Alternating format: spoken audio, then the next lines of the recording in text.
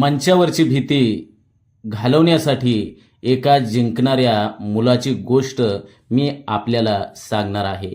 तर ती गोष्ट आपण व्यवस्थित ऐका, म्हणजे मंचावरील असणारी भीती तुमच्या मनातून कायमची नाहीशी होईल आणि मंचावर तुम्ही अतिशय चांगल्या रीतीनं बोलाल. तर ऐका तर ही सुंदरशी गोष्ट. अरे वीरू, काय घाम येतोय तुला? तू थोडा शांत हो. तू तर किती छान बोलतोस, मग मंचावर का घाबरतोस? अरे माझ्या मित्रा, मला माहित आहे मी छान बोलतो, पण मंचावर उभा राहताच माझं मन शांत होत नाही. हातपाय थरथर कापतात आणि डोळ्यासमोर अंधार पसरतो. काय करू मी? अरे वीरू, घाबरू नकोस, मी तुला मदत करतो. तू फक्त माझं ऐक.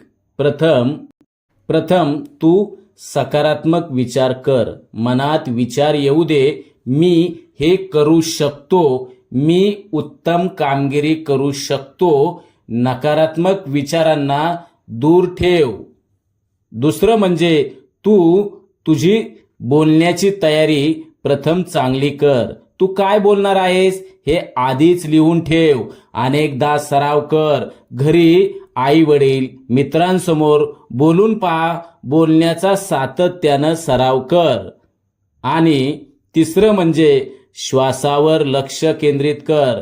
मंचावर उभा राहताच श्वास वेगाने धावू लागतो, त्यामुळे श्वास बसून खोल श्वास घे, हळूहळू श्वास सोड.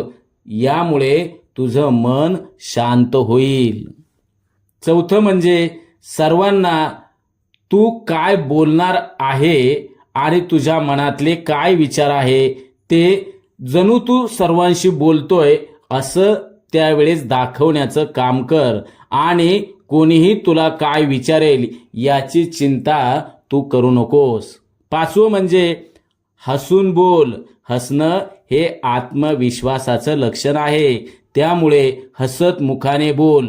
तुझ्या चेहऱ्यावर हसू असेल तर खाली बसलेले श्रोते, प्रेक्षकही तुझा असणारं बोलणं सहजपणे ते स्वीकारतील. आणि सहावं म्हणजे बोलण्याचा अभ्यास, बोलण्याचा सराव तू व्यवस्थित कर. जितके जास्तीत जास्त तू वेगवेगळ्या विषयांवर, घटकांवर बोलशील, तितकं तुझं बोलण्याचं धारिष्ट वाढेल आणि तुझ्या मनातील भीती कायमची नाहीशी होईल. नवीन गोष्टी शिकण्यास कधीही तू मागे पुढे पाहू नकोस. आणि हो, हे सगळं तू केलंस तर मला खात्री आहे तू मंचावर नक्कीच जिंकेल. आणि एक गोष्ट लक्षात ठेव, अपयश हे यशाचा मार्ग आहे. प्रत्येक जण घाबरतो, पण जो घाबरून पुढे जातो तोच यशस्वी होतो. मी तुझ्यावर विश्वास ठेवतो वीरू. तू नक्कीच जिंकेल आणि तू व्यासपीठ गाजवशील, चांगल्या रीतीनं बोलशील. आता थोडा शांत बस, खोल श्वास घे आणि मग मला दाखव तू किती छान बोलतोस. विश्वास ठेव मित्रा, तू नक्कीच जिंकशील. आमच्या चॅनलवर नवीन असाल तर सबस्क्राईब बटनावर क्लिक करा आणि बेल आयकॉन प्रेस करा.